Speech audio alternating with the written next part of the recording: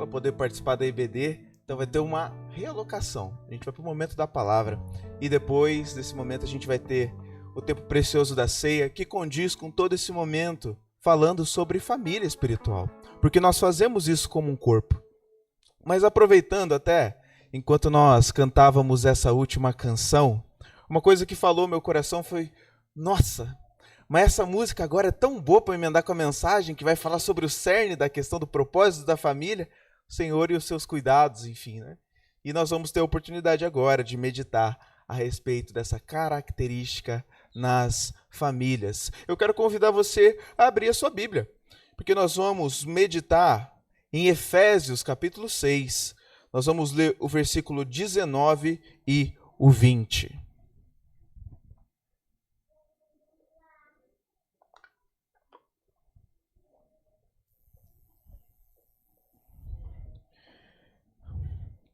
Carta de Paulo aos Efésios, capítulo 6, nós vamos ler o verso 19 e o 20.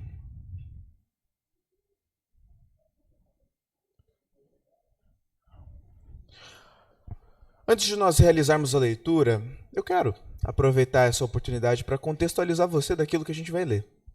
A gente entender o que está acontecendo na vida de Paulo. Ele está preso, numa circunstância então muito adversa da sua vida. Ninguém gosta de estar preso. Paulo também não é um deles. Mas Paulo consegue encontrar conforto, encontrar com olhos e uma lente do Espírito Santo de amor pela vida daquela comunidade da fé, e a qual ele está dando instruções muito claras do que espera deles. Então, em versos anteriores, ele fala sobre o compromisso de uma esposa com o seu marido, do seu marido com a sua esposa, no relacionamento com os filhos. Depois disso, ele dá um norte para a gente a respeito de a armadura da fé, a armadura de Deus. O que ele espera que nós vistamos, e assim, com cada uma dessas peças de armadura, ele vai nos mostrando como nós podemos agradar ao nosso Deus. E para que serve essa armadura? Essa pergunta é fácil. Essa armadura serve para nós obedecermos e agradarmos o nosso Deus. Esse é o propósito dela. E agora, meus irmãos, o mês da família também está acabando. A gente está chegando à reta final desse período, né? É bom, esperavam? Mas não veio. Mas tá tudo bem, estamos chegando no final. Mas com a graça de Deus, eu sei que você e eu vivemos experiências muito especiais através desse mês. E isso é precioso. A nossa família é preciosa. Devidamente contextualizados, Paulo agora vai pedir oração, mas antes disso, eu quero, junto com você, orar. Agradecendo já de antemão por esse texto da palavra de Deus que nós vamos ler. Feche seus olhos. Ô Senhor, que coisa maravilhosa foi esse início de culto. Poder, junto com os meus irmãos, adorar ao Senhor. Poder declarar coisas tão preciosas, que todos os povos te exaltarão de geração em geração, porque teu nome é digno. Mas, Pai, também refletindo a respeito de que eu e a minha casa serviremos ao Senhor. Pai, que coisa maravilhosa. Me dá, em nome de Jesus, essa graça de poder ter meu lar totalmente dependente do Senhor, conscientes, Pai, de que nós precisamos e dependemos do Senhor. Agradeço porque isso é uma realidade hoje com a minha esposa, mas quando nós tivermos nossos filhos, em nome de Jesus, quando nós tivermos nossos netos, que possamos ver, Pai, geração em geração, glorificando ao Senhor, entendendo que tudo que nós temos e tudo que somos provém do Senhor. Me dá, Pai, essa graça. E junto nós, quando pedimos uma oração como essa, Senhor, entendemos também que nos comprometemos de coração e de tudo que temos em obedecer ao Senhor e em levar a Tua mensagem até a nossa casa. Nos ajuda nisso, Pai, e que o apóstolo Paulo mais uma vez seja instrumento santo de instrução aos nossos corações. É o que oramos em nome de Jesus. Amém. Amém. Queridos, aproveitando, antes de ler, glória, o Senhor é bom. Dia 24, hoje, 24 de maio, Amanhã é o dia onde eu celebro 2 anos de casado. A graça de Deus veio sobre mim e eu quero agradecer, então, estar aqui e poder falar desse mês precioso, dessa data preciosa e reforçar o compromisso que nós devemos ter com a nossa família, torna tudo mais especial, mais brilhoso. Então, eu glorifico ao Senhor do privilégio de poder estar aqui e, sem mais delongas, vamos ler a palavra de Deus. Eu estou lendo na versão NAA.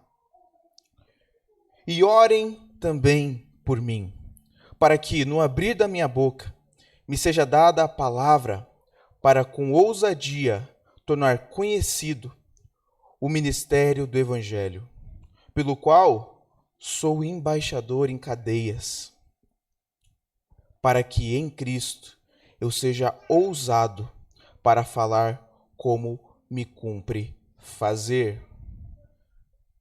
Amém? Glória a Deus. Temos então o apóstolo Paulo passando por um momento adverso. Ele já deu uma série de instruções, ele já falou um monte de coisa para aquela igreja, para aquela comunidade. E agora, nesse exato momento, o que ele faz? Ele pede oração.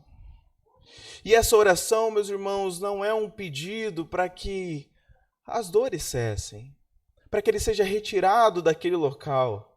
Não é isso que ele está pedindo. Ele está pedindo forças para continuar anunciando o Evangelho. Isso é maravilhoso demais, porque Paulo nos ensina, e esse é o nosso primeiro ponto, a priorizar a mensagem e não as circunstâncias. Queridos, o quanto nós vamos viver isso em nossas famílias? Crises, dificuldades, problemas, meu Deus, discussões. E até certa parte é natural, porque a convivência gera atrito, e o atrito gera, não, eu não fui criado assim. Não, mas não é assim que funcionava no meu processo, enquanto eu não estava num relacionamento, ou enfim, então você vai encontrar divergências e elas são naturais. Mas a questão é que mesmo mediante as maiores dificuldades, está preso. Eu nunca tive essa questão. A única coisa que eu tive foi na infância ter um castigo e você ficar preso no quarto. É o máximo. E eu já não gostava. Então imagine preso. É pior ainda. E Paulo pede forças. Ele quer ser renovado pelo Senhor para cumprir a sua missão. E essa missão é levar a palavra. Meus irmãos, isso levado à nossa família torna tudo ainda mais complexo. Porque famílias espiritualmente fortes, famílias que têm realmente um compromisso com o Senhor, ensinam princípios bíblicos e cultivam a fé diariamente. É natural, é espontâneo, precisa acontecer. Aliás, perdão, porque muitas vezes não é espontâneo. Muitas vezes não vai ser fácil. Vai exigir de você alguma coisa, um esforço, um período onde você podia ligar a TV, assistir aquilo que você gosta, ver ontem o Flamengo e o Palmeiras dando uma massa. Então, você vai perder um momento como esse, muitas vezes. Mas você vai investir isso na sua família. E isso é precioso demais. Uma coisa maravilhosa. E você vai colher os frutos disso. Meus irmãos, o quão doloroso é você não semear esses princípios sabendo que poderia. E depois se deparar, talvez, com a sua família não querendo buscar o Evangelho. Não priorizando isso. É complexo. Quando a palavra entra no lar, os valores são alinhados. A forma como seus filhos, a forma como seus netos, a forma como você e o seu cônjuge enxergam as coisas, a vida, os relacionamentos, a intencionalidade, isso muda. E as decisões que vocês passam a tomar se tornam mais sábias. E os seus filhos crescem com direção espiritual.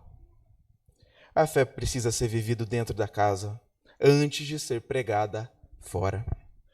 E existem muitos casos onde famílias vivem isso, onde pode parecer todo um cenário espiritualizado do se viver, do se comunicar, do como eles se relacionam entre si. Mas dentro, na convivência diária uns com os outros, é um para cada lado. É um em cada cômodo e ninguém se conversa, ninguém se conhece. O Evangelho vai nos ajudar a desenvolver relacionamentos e relacionamentos intencionais, e sim, isso começa no nosso lar. E eu digo a você que esse propósito espiritual, esse anunciar do Evangelho, a mensagem dentro do seu lar, vai dar propósito e significado à vida. Quantos jovens e adolescentes estão passando por tantas dificuldades, muitas vezes dentro do nosso lar, sem saber o que querem ser, sem saber o porquê existem. Muitas vezes, estou até subestimando, mas muitas vezes isso é uma crise que nós temos. Por que nascemos? Por que existimos? E o Evangelho nos mostra que existimos com um propósito, que fomos escolhidos pelo Senhor, que somos amados. E seu filho, seu neto, diante da vida, dos momentos, das tomadas de decisões, dos amadurecimentos, de escolher um parceiro, uma parceira, de escolher uma profissão, um curso, tem um peso a menos sobre os seus ombros, porque entendem, o Senhor está comigo. O meu reino não é aqui.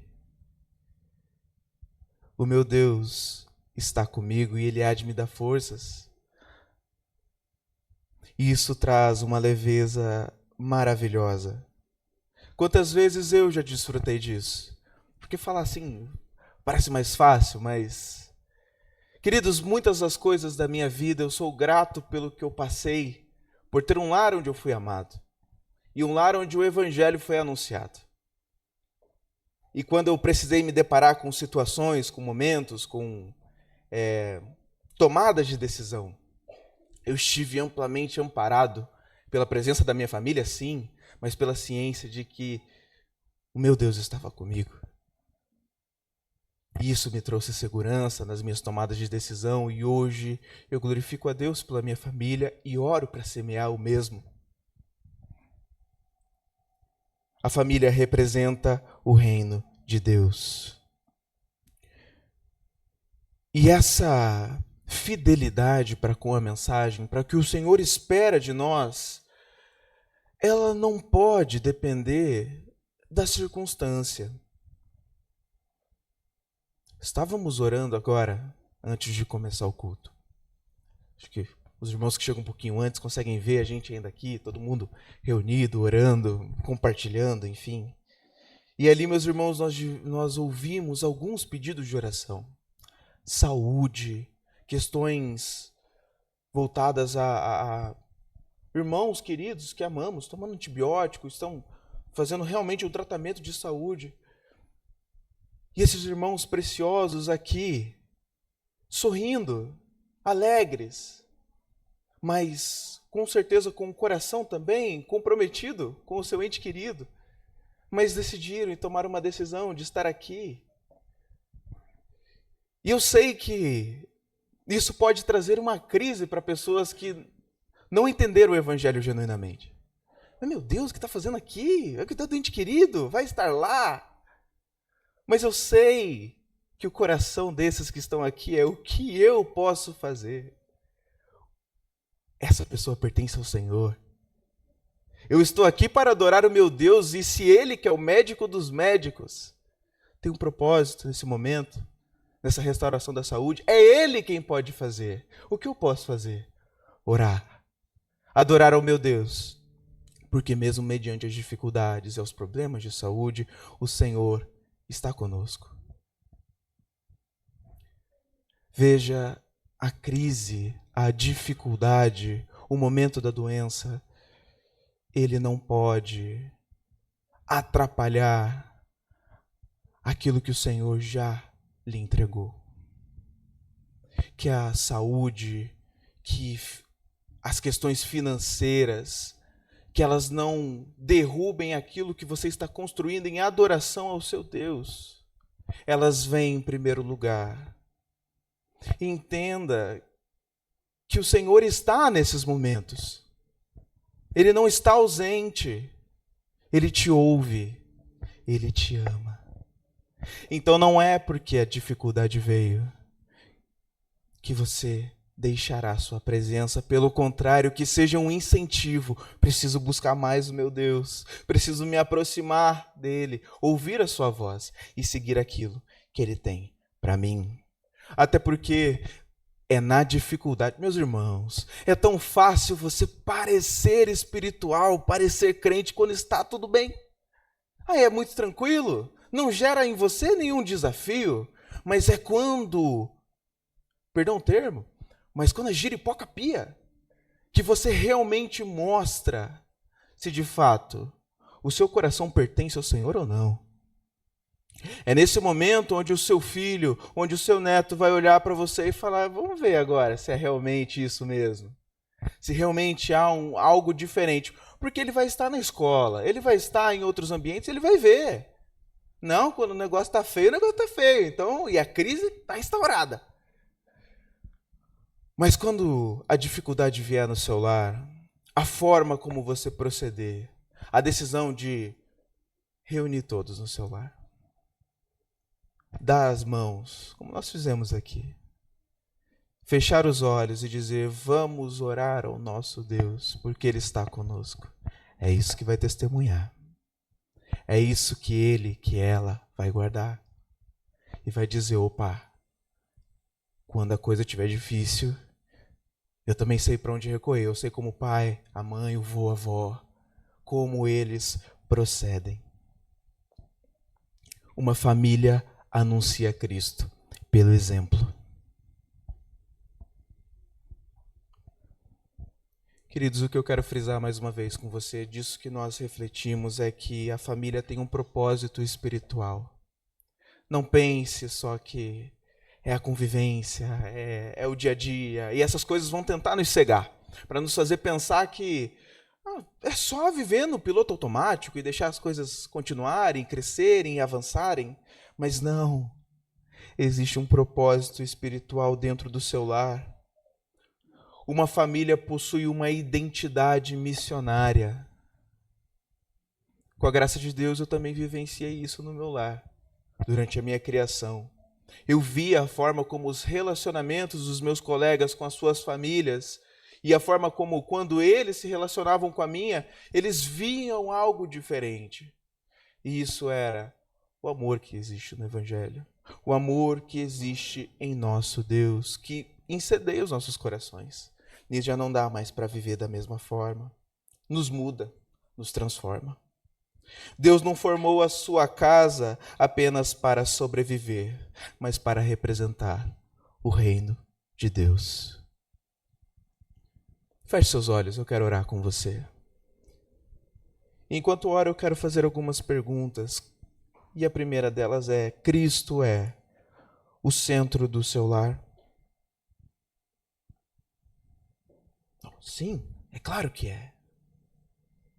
Mas isso fica claro ao coração daqueles que moram com você? Eles também entendem isso?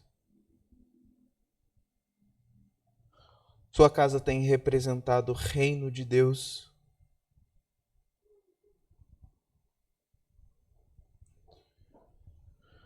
Meus irmãos, em algum momento nós vamos ter que refletir se nós estamos vivendo apenas a nossa rotina ou de fato vivenciando a missão que o Senhor tem para cada uma dos nossos lares, das nossas famílias. Eu oro em nome de Jesus para que esse mês tenha falado tanto ao coração de vocês como falou o meu. Através de cada culto, cada momento, Deus tem sido muito gracioso conosco. Agradeça pela sua família.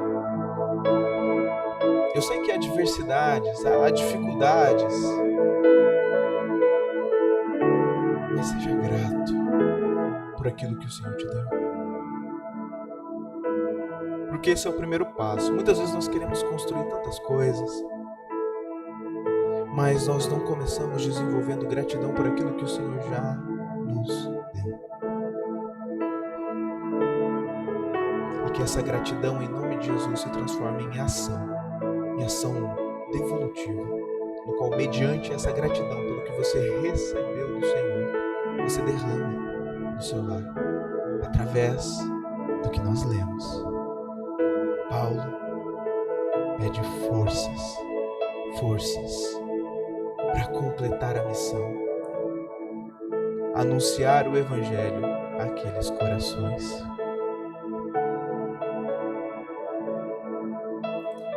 Que o Senhor nessa manhã possa fortalecer o seu coração para ser um agente dele no seu lar.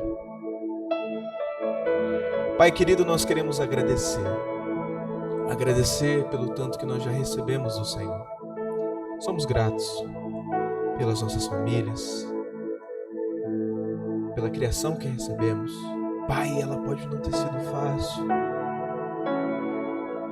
pode ter sido dolorosa, trazer marcas até hoje. Mas, Senhor, foi ela que nos formou como indivíduos, como pessoas. E até para aquilo que nós queremos mudar adiante, quando for a nossa vez de formar as nossas famílias, nós usamos ela como base para identificar o que foi certo, o que foi errado, o que queremos repetir, o que queremos abandonar. Então, Pai, desenvolve um coração grato em nós, porque só quando tivermos um coração grato diante da Tua presença vamos conseguir compreender totalmente isso. Uma prisão, um cárcere.